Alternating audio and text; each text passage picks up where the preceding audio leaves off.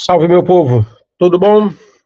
Meu nome é Vinícius Mérida, eu sou historiador, cientista da religião, e eu estou começando hoje uma série bastante legal, desvendando a série Desvendando o Concílio Vaticano II. Afinal, o que os tradicionalistas queriam? Comecei esse canal aqui de maneira muito amadora mesmo, muito despretensiosa. Hoje em dia, estou gostando desse contato, desse retorno que eu tenho tido, tanto no curso de História do Tradicionalismo Católico, o link está aqui embaixo, né? Curso de História do Tradicionalismo Católico, na Hotmart, que é um curso inédito, original, necessário para entender o Concílio Vaticano II e a linha tradicionalista da Igreja. A propósito, se inscreve nesse canal, dá o seu like, compartilha esse vídeo, porque trata-se de um vídeo sem paralelos no YouTube, um vídeo bastante explicativo de história, que trata as questões de história contemporânea, e você não vai encontrar outro vídeo no YouTube, que eu já fiz pesquisa em português, espanhol, francês, italiano e inglês, naturalmente, não encontrei nada nesse sentido. Então, vou trabalhar com as faltas. Aqueles vídeos que tem outros, não me interessa muito fazer. Me interessa fazer, ser pioneiro, me interessa fazer vídeos que ainda não têm publicação. E hoje, à luz das pesquisas que eu realizo, eu estou fazendo aí, começando uma série de questões abordadas sobre o Concílio Vaticano II. Afinal, o que queriam os tradicionalistas, né? Esse é um oferecimento do curso de História do Tradicionalismo Católico na Hotmart, o primeiro, na verdade, o único curso sobre a temática oferecido no mundo inteiro. Um curso online, barato pra caramba, super disponível para todos aqueles que se interessarem. E eu estou juntando os recursos, né, necessários para publicar a tese sobre o bispo Antônio de Castro Maia, e se você nos ajudar, a gente faz a nossa parte. Bom, eu quero abordar com vocês uma questão que já estou com as minhas colinhas, né? Eu não vivo sem cola. Preparo os meus slides aí, enfim, mas eu sou muito ligado às minhas colas, às minhas anotações, coisas de professor, né? Professor, a gente tem esse hábito de preparar aulas, enfim, naturalmente com o meu curso também não é diferente. Afinal, o que queriam os tradicionalistas? Essa aula de hoje retrata o ano de 1959. Não é sobre o concílio, é a fase preparatória. Por isso que esse curso, esse vídeo aqui, que consta no curso de História do Tradicionalismo Católico, é inédito. Inédito. Repito, em português, espanhol, francês, italiano e inglês. Inédito. Isso muito me orgulha. O concílio foi... João Paulo XXIII assumiu o pontificado da Igreja em 1958. Em janeiro de 59, ele anunciou ao mundo o desejo de fazer um concílio. Então, ele foi e nomeou o cardeal Domenico Tardini, cardeal, secretário de Estado da Santa Sé, integrante da comissão preparatória para o concílio, que enviou, em 18 de junho de 1959, uma carta para os futuros padres conciliares do mundo inteiro, para as dioceses, né, para os bispos diocesanos, para as prelazias e as universidades católicas. Era o meio da Igreja conhecer a visão de mundo do clero e das universidades católicas, a fim de elaborarem esquemas conciliares. Neste vídeo, destacaremos o ponto de vista dos vencidos, a mesa diretora do Tietos Internationalis Patrum, né, que toca Lefebvre, do Antônio, Sigot, Jean Prou e Luigi Carli. Esses daí são os bispos, né? E aí eu estou falando necessariamente da história de Diamantina, Campos dos Goytacazes, né? Jacarezinho / Diamantina, porque nesse momento o Sigot era arcebispo, era bispo de Jacarezinho, no Paraná, depois que durante o concílio que ele tornou, foi em 61, que ele tornou-se bispo de Diamantina, né? Portanto, ele respondeu essa consulta Tardini na condição de bispo de Jacarezinho. Carli era bispo de Segni, Prou, abade beneditino, né, da abadia de Solesmes, na França, ele era francês, e Lefebvre, que era delegado na África, ele residia em Dakar, né, mas ele era delegado apostólico, nuncio apostólico, né, na França da África, francófona, da África de língua francesa. E, enfim, nós temos as respostas. Nesse vídeo nós respondemos qual era o concílio pensado, desejado, almejado pela linha tradicionalista, né? Pela mesa diretora do Certos Internationalis Papo, que congregou 10% dos concílios, em torno de 250 bispos. Enfim, fazer vídeo sobre o posicionamento de 250 bispos é possível? Eu tenho material para isso. É possível. Posso vir a fazer? Posso vir a fazer. Não é impossível, né? Mas vamos começar aí nessa série do concílio, falando dessa mesa diretora. O que os tradicionalistas queriam? Bom, no que tange ao bispo Castro Maier, né? Bispo de Campos dos Goytacazes, nós vamos ver que a fala dos bispos ela é muito parecida. Muito parecida. Então, preste atenção nas palavras que os bispos empregam. Castro Maier, ele recomenda, né, a escolástica, que é um ponto comum, São Tomás de Aquino, a escolástica, que é essa linha filosófica que teve diferentes momentos, não dá para eu falar aqui agora de maneira muito profunda, vale a pena um vídeo sobre a escolástica, como ela influenciou o Concílio Vaticano II, como ela formou a Igreja, né? Mas a escolástica ela se colocava contrário, né? Ela é pautada na observação e na lógica, que é uma corrente filosófica medieval, que é diferente do empirismo materialista moderno, que tem essa coisa da experimentação, da experiência. O conhecimento só é válido se tiver esse empirismo, essa experiência. A escolástica ela caminha pela lógica, pela observação e por um discurso lógico. Bom, nós vamos ver que o bispo Castro Maier ele vai nessa direção, denunciar a conjuração contra a cidade de Deus. Os direitos naturais, a verdade revelada, a doutrina do mal menor, o modernismo, a educação naturalista das crianças. Então, esses daí eram elementos que contrapunham a cidade de Deus. O que é a cidade de Deus, que o bispo Castro Maier chama? Aquela influência de Santo Agostinho, na qual a cidade que eu estou falando assim, a urbe, o mundo, o Estado, a sociedade, deve estar necessariamente sob a autoridade católica. Castro Maier não abria mão disso. A principal instituição social deve ser a Igreja Católica Apostólica Romana. Esse é o pensamento do Castro Maier. E todo movimento contrário à plena supremacia da Igreja representa uma conjuração contra a cidade de Deus. Então, a doutrina do mal menor, né? Eu tenho pontuado aqui,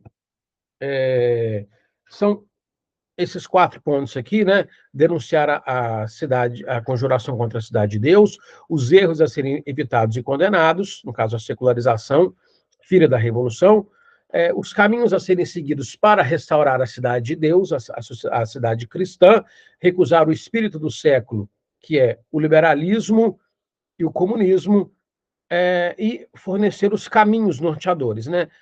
A filosofia escolástica e a devoção mariana. Basicamente, esses são os pontos que Castro Maier pontuou que deveriam ser combatidos, denunciados, combatidos no Concílio Vaticano II.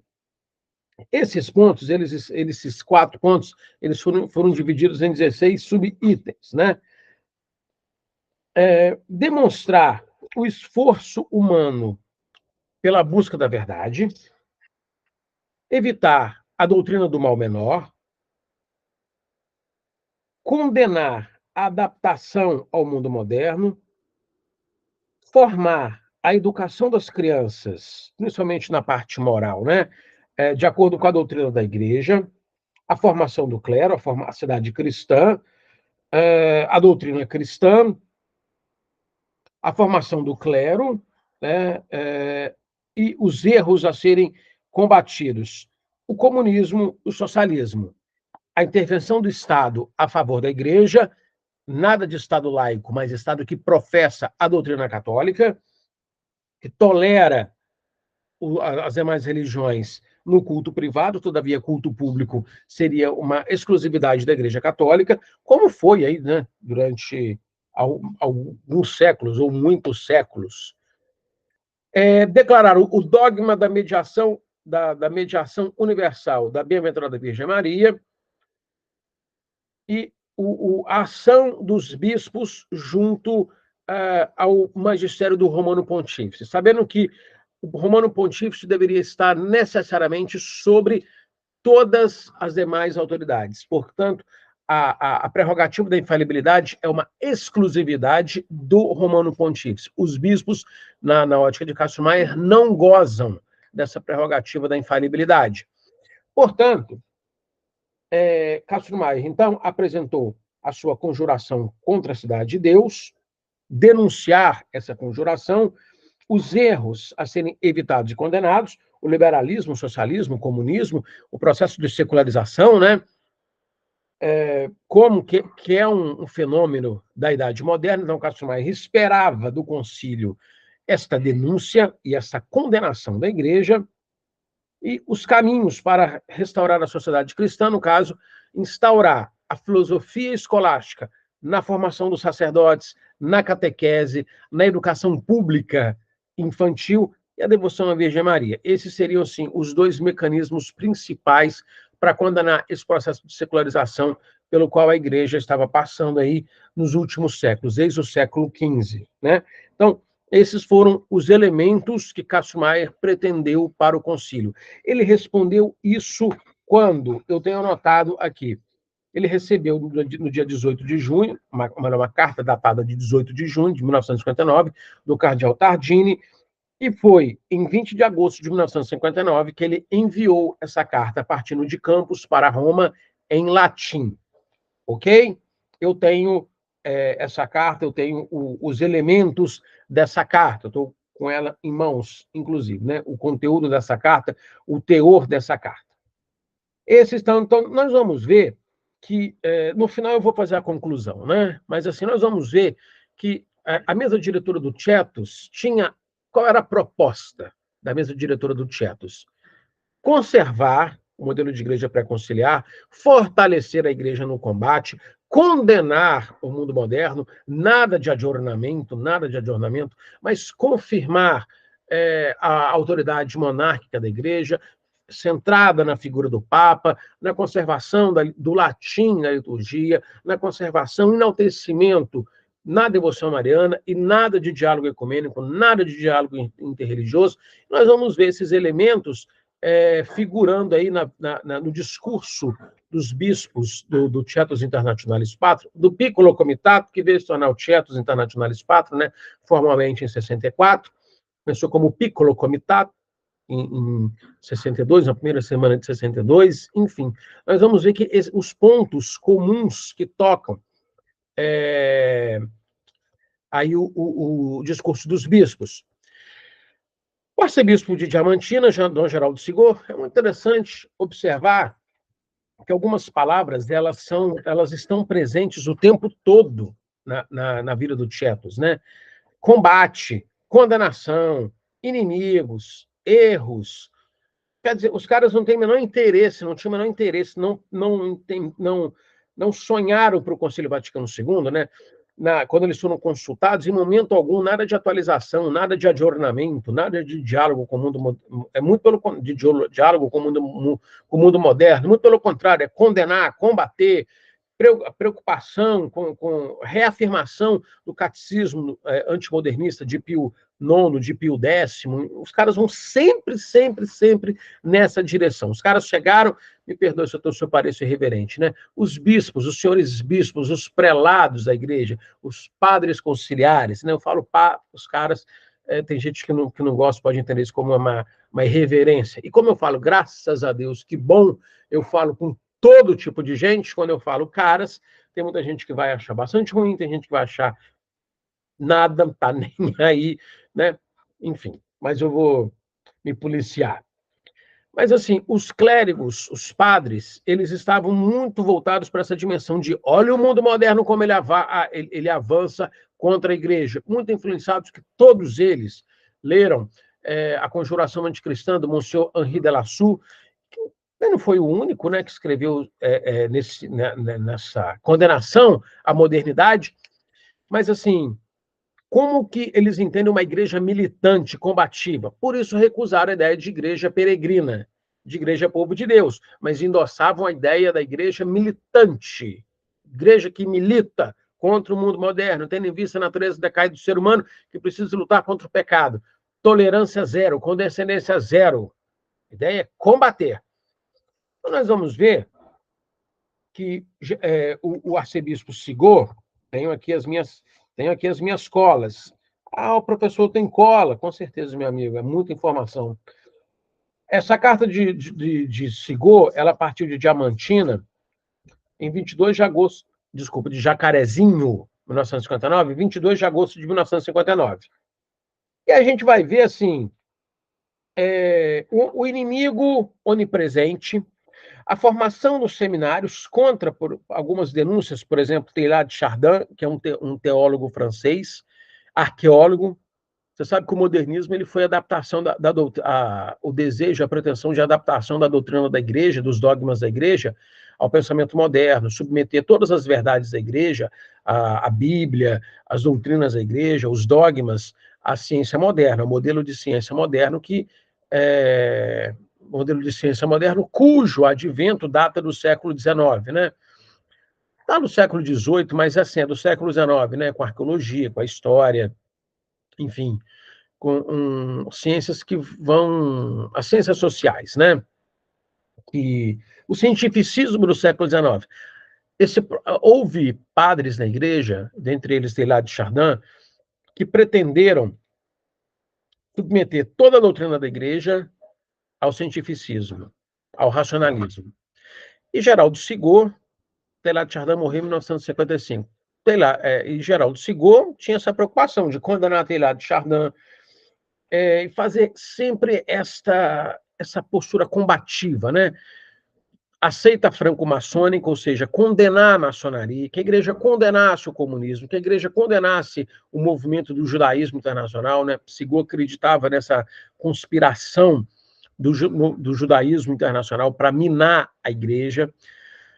A revolução, o mal maior, que a revolução nesse sentido como a Reforma Protestante, a Revolução Francesa, tudo que cercou a Revolução Francesa, no intuito de secularizar a sociedade, ou seja, submeter cada vez menos todas as instâncias da sociedade à influência da igreja, né? Reduzir a igreja ao quadrado dos templos, à parede dos templos. Fora da igreja, fora daqueles templos, influência zero. Todavia, sempre respeitando a liberdade religiosa, o direito de ir e vir, de professar a sua fé. Esse era o pensamento dos iluministas e o pensamento dos racionalistas. O cidadão acredita em Deus ou em deuses que creia, mas professe a sua fé exclusivamente dentro do templo, nada público, muito menos influenciar o Estado. Esse é o pensamento revolucionário. E é esse pensamento de secularização que Geraldo Sigor entendia como o inimigo a ser combatido. No caso, certos princípios eram esses, né? E, naturalmente, destacar o posicionamento dos sílabos de Pio IX, porque os sílabos de Pio IX, entre outros documentos da Igreja, condenaram esses princípios de secularização, que visava restringir a ação religiosa exclusivamente no interior da Igreja. Geraldo Sigor, então, escreveu, opa, recebi essa carta aqui, então agora eu vou dar a minha opinião. A Igreja tem que condenar, endossar os sílabos de Pio IX, condenar a maçonaria, o comunismo, o judaísmo internacional, essa conspiração que, na concepção de Sigor e na concepção de outros padres conciliares, atuariam contra a Igreja, condenar a doutrina do mal menor, condenar o espírito de acomodação com os não católicos, ou seja, essa convergência, essa cooperação dos católicos com os não católicos. Naturalmente, Sigor explicou aí os veículos da corrupção católica, e um dos veículos dessa corrupção católica, na concepção de Sigor, seria o ecumenismo, o diálogo interreligioso. Sigot endossa o Index Librorum Prohibitorum, o Índex de Livros Proibidos da Igreja Católica, recomenda que a Igreja endosse esse índex. O índex foi abolido na década de 60, pós-Concílio Vaticano II, acho que 66, 67. Até então, a Igreja tinha o Index Librorum Prohibitorum, esse índex de livros proibidos. Certos princípios, né? Esses certos princípios convergem sempre nessa ideia. Condenar o mundo moderno e sustentar, reforçar a formação antimoderna, a escolástica, o juramento antimodernista, endossar todo o magistério da Igreja, destacando a luta antimodernista, que começa com Gregório XVI, lá no início do século XIX, né? Então, assim, foi isso que norteou as respostas do Geraldo Sigot contra o Estado laico, né?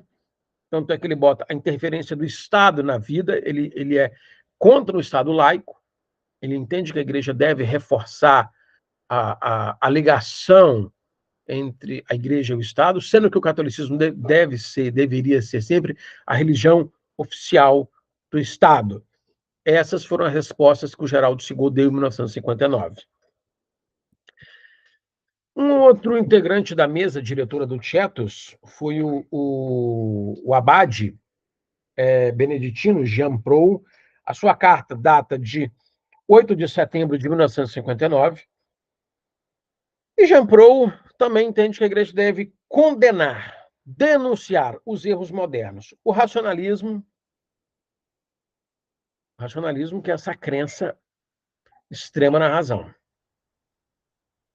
O ativismo, ou seja, essa vida muito ativa, muito voltada para o trabalho, para as questões do mercado, a vida ativa do trabalho, do cotidiano, a ponto de negligenciar a fé, ou seja, dar menos espaço para a fé e mais espaço para a vida ativa, né? O naturalismo, o que é o naturalismo? A ideia, a crença, muito ligada ao panteísmo, né? A ideia de que Deus não é uma pessoa, mas é um conjunto de fenômenos naturais unificados, ou seja, Deus está presente na lua, no vento, na árvore, na água, no rio, enfim, no ser humano, e ele não é uma pessoa. Esses elementos, todos eles conteriam um elemento criador, e naturalmente o ser humano poderia, ao invés de uma igreja, buscar uma praia, uma árvore, um bosque, enfim, a natureza, para adorar, para se conectar com Deus, dispensando os sacramentos da igreja. Naturalmente, a igreja é generosíssima em muitos documentos contra o panteísmo, né? O naturalismo. Então, denunciar os erros contemporâneos. O racionalismo, o fideísmo. O que é o fideísmo? É o tradicionalismo do século XIX. É o contrário do racionalismo. Se o racionalismo crê que a razão tudo responde, o fideísmo crê que a razão ela é totalmente desnecessária e para alcançar as verdades da fé, bastariam somente a ciência infusa, a graça divina. O evolucionismo, que é o darwinismo, e o laicismo. O laicismo, que é o quê? É a ideia de Estado laico, de maneira que a religião estaria circunscrita com a sua influência somente dentro dos templos, as quatro paredes da igreja. As necessidades da vida cristã, e aí, naturalmente, ele dá as suas recomendações na busca dos sacramentos, né? Ou seja, formar o laicato nessa perspectiva, na busca dos sacramentos, e as obrigações dos diferentes estados de vida, do matrimônio, da vida religiosa, no caso do clero secular, os religiosos pastorais e os de vida contemplativa, no caso, os de vida contemplativa, as freiras carmelitas, os monges beneditinos, os trapistas,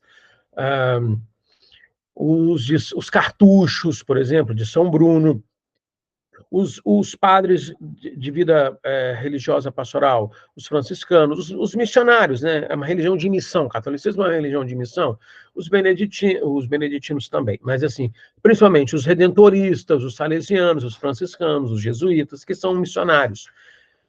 E o clero secular, que no caso seriam os diocesanos, ou seja, esses padres, a mesa diretora do Tietos primou muito por definições. Por que eles entendem que o concílio foi dúbio? Eles entendem que o concílio foi dúbio, está atrás do meu computador aqui, então não vou pegar agora. Mas assim, eles entendem que o concílio foi dúbio, porque, vou pegar aqui, porque eles têm uma visão muito otimista do ser humano, né? Esse documento aqui, que é uma coisa que todo mundo que quer conhecer o Concílio Vaticano II precisa ler. Ah, eu falo sobre o Concílio Vaticano II, eu quero falar sobre o Concílio Vaticano II. Ótimo, que bonito. Você já leu, meu filho? O compêndio dos documentos do Concílio Vaticano II? Você já leu esse compêndio? Pois é, aqui tem todos os documentos. Mas aqui não dá definições, determinações claras para o cristão. Um documento bem escrito, bem redigido. Mas o que os tradicionalistas queriam? Determinações. Condenação, proibição, sabe? Sem essa dimensão de dar ao leigo, ao padre, ao clero, à diocese, ao bispo, essa dimensão da interpretação, da subjetividade. Pau, pau, pedra, pedra. Preto no branco. Nada de documento otimista. O Vaticano II foi um concílio otimista, né? A linha do Tietos, nem hipótese alguma, considera essa ideia de otimismo uma via a ser seguida. O ser humano precisa ser necessariamente, você precisa ser duramente, ao advérbio, hein? Advérbio de modo, de maneira dura, contra as suas tendências para o erro. É isso que os tradicionalistas queriam. Nada de diálogo convergente com a modernidade. Isso daí é perigosíssimo, né? Bom, o arcebispo Lefebvre, o que o arcebispo Lefebvre pretendeu para o concílio? O que ele respondeu? Ele foi o último a responder, né? O arcebispo Lefebvre respondeu essa carta, a data de 26 de fevereiro de 1960, né? Então, assim, pontos da doutrina, pontos do Código de Direito Canônico, pontos da doutrina social da Igreja, sagrações de bispos, relações dos bispos com a Santa Sé e com as congregações marianas. Nada de ideia de colegialidade. O Concílio Vaticano II pretendeu dar um espaço maior para a colegialidade, né? Ou seja, para as conferências episcopais, até um pouco em detrimento da autoridade do Papa. Paulo VI não via grandes problemas com isso, não. Lefebvre condena peremptoriamente esse dilatamento da autoridade das conferências episcopais, né? A formação dos seminários, os desvios doutrinários e disciplinares, né? Ou seja, medidas disciplinares para resolver a questão dos erros doutrinários, né? Das formações doutrinárias. Eu anotei aqui, não coloquei tudo em slide, não, gente, porque senão ia ficar muito difícil, sabe? Não ia ficar legal, não. Ia ter muita informação. Lefebvre me respondeu, em 1960, Tardini, Excelência, Cardeal Tardini, a Igreja tem que proclamar a mediação universal da Virgem Maria. Dogma. Extra ecclesia nulla salus, fora da Igreja não há salvação, baseado em São Cipriano de Cartago, bispo católico do século III. O pessoal acha que a Igreja foi ecumênica. A Igreja tornou-se... A Igreja, lógico, a Igreja tinha uma relação, sempre teve uma relação... Melhor, a Igreja teve uma relação nos primeiros séculos de tolerância, até porque ela era minoria. Mas à medida que a Igreja tornou-se religião vigente, a Igreja nunca foi muito tolerante com as diferenças. Ah, mas tem Inquisição? São outros assuntos que eu posso abordar em outro momento. Mas, assim, não estou falando de perseguição, estou falando de salvação. No que tange a questão da salvação, a igreja sempre foi norteada extra ecclesia nulla salus, fora da igreja não há salvação. Se você não é católico, a sua salvação eterna está em risco. Foi na década de 1960 que a igreja tornou-se mais complacente com as diferenças. Lefebvre queria a proclamação desse dogma. Condenação de Yves Congar, né, que escreveu um livro chamado Um Estudo para uma Teologia para os Leigos, ou seja, esse destaque maior do laicato. Lefebvre queria a condenação pública de Yves Congar, a condenação do liberalismo, do comunismo e do socialismo, a condenação do capitalismo liberal. Presta bastante atenção.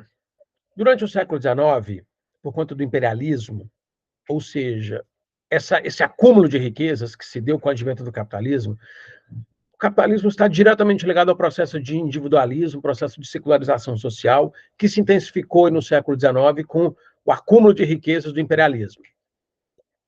Lefebvre não condenava o regime capitalista, ele condenava o regime comunista e o socialismo, porque ele entendia que o indivíduo tem direito à propriedade privada e à livre iniciativa. Todavia, quando a sociedade ela volta-se muito para o acúmulo de capital, em detrimento do espaço social da igreja, Lefebvre queria que a igreja condenasse isso, o acúmulo do capital em detrimento do espaço social da igreja, entende? O acúmulo de capital em detrimento da influência social da igreja. Lógico, Lefebvre, como os outros bispos, a mesa diretora do Tietos, defendia a sociedade orgânica, ou seja, diferenças sociais, nada de igualitarismo, diferenças sociais. Deus quer o rico, quer o pobre, quer o rico para praticar a humildade, quer o rico para praticar a caridade, o pobre para praticar a humildade. Só que diferenças sociais orgânicas, ou seja, harmônicas. Nada de ter eu não estou falando de ter o Elon Musk que quer ir para Marte e ter aí milhões de pessoas passando fome. Não é isso. Não é fome, não é miséria. Não é fome, não é miséria, mas são diferenças sociais harmônicas. Entende? Diferenças sociais harmônicas. Uma sociedade orgânica. Então, Lefebvre desejava um plano rigoroso e universal, que é Roma organizasse um plano rigoroso e universal de controle de qualquer influência modernista, ou seja, adaptasse qualquer ideia que surgisse no interior da igreja, tanto na formação de seminários, enfim, que visasse convergir a igreja com o mundo moderno, que visasse influenciar a igreja com ideias de secularização. Lefebvre entendia que isso deveria, essa linha de pensamento deveria ser condenada por Roma. Roma, por sua vez, formar os núncios apostólicos num plano rigoroso e universal de controle, de combate ao modernismo, de maneira que o núncio influenciasse os bispos e os bispos, por sua vez, controlassem os padres. Ou seja, partiria de Roma. Um plano rigoroso universal de controle antimoderno. Essas seriam as questões, né? Tudo isso aqui que eu pontuei com vocês, meus caros, está diretamente ligado a essas premissas que os bispos entenderam que deveria ser o Conselho Vaticano II. Afinal de contas, o que eu estou respondendo? O que os bispos quiseram para o Conselho Vaticano II? Eu estou falando, Lefebvre queria esses elementos, além disso, queria a condenação de Teilhard de Chardin, queria a condenação de Jacques Maritain, do humanismo integral, condenação de Yves Congar, a manutenção do latim, do celibato, a formação catequética, e o que os padres queriam? Lefebvre, Mayer, Sigaud, Segni e Pro. Desculpa, Carli, bispo de Segni e Pro. Latim, conservação e fortalecimento do celibato, formação catequética, rigor doutrinário, disciplina dos seminários e dos leigos. É isso que eles queriam. Esses foram os pontos que eu encontrei nas minhas pesquisas.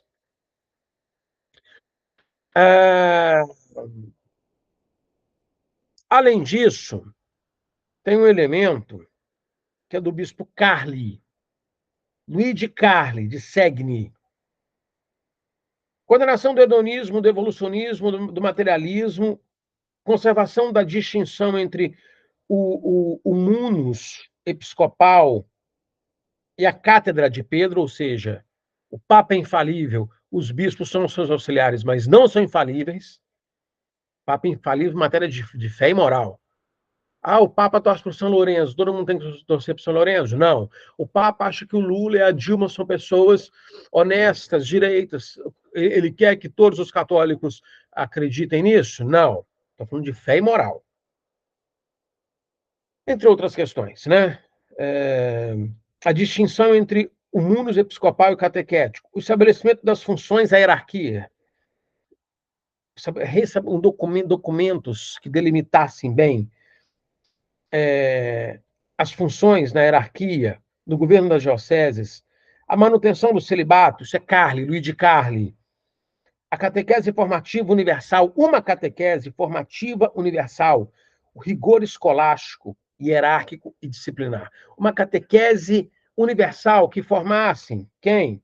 Formassem os padrinhos, que dessem formação aos noivos, que formassem os padrinhos para o batizado, para a crisma, que formasse as crianças na catequese, orientações bem claras para a administração dos sacramentos, enfim, que não desse ao laicato essa premissa de liberdade, de, como diz Pio IX, liberdade para o erro, liberdade de consciência, liberdade para o erro.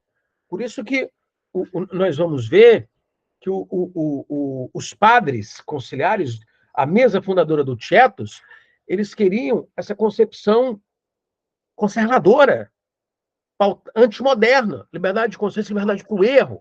Caberia, então, à igreja dar delimitações muito bem claras e muito bem estabelecidas para que essa subjetividade que os bispos entendiam que estavam contidas nos documentos do Concílio Vaticano II, que estão nas minhas mãos aqui. Você, historiador, tem que ler isso. Eu tenho interesse em conhecer a história da igreja. Tem que ler os documentos do Concílio Vaticano II para entender como e por que os bispos tradicionalistas, ou seja, essa mesa diretora do Tietos, eles se enxergaram como uma realidade, como um grupo vencido, né? Porque que eles acusavam esses documentos de subjetivos, dúbios. Então, a linha antimoderna, que se revelou tradicionalista após o Concílio Vaticano II, o que é tradicionalista, Vinícius? Já tem um vídeo falando sobre isso. Se inscreve no canal, compartilha esse vídeo, tá? Olha o link aqui do História do Tradicionalismo Católico. Teve por metas conciliares a restauração da cristandade influenciada pela escolástica, a condenação do mundo moderno ao modernismo, à luz de Pio X e Pio IX, a conservação da doutrina antimodernista da Igreja, à luz de Pio X e Pio IX, a manutenção do modelo de igreja, único modelo de igreja que fosse praticado no Brasil, no Peru, no Canadá, na China, no Alasca. O modelo de igreja romano suprimindo as realidades locais. Mas todas as igrejas deveriam ser estritamente iguais? No que tange a catequese, no que tange a formação dos sacerdotes, no que tange a administração dos sacramentos, uma igreja universal e, em hipótese alguma, a ideia de adornamento. Tanto é que eu risquei aqui, né?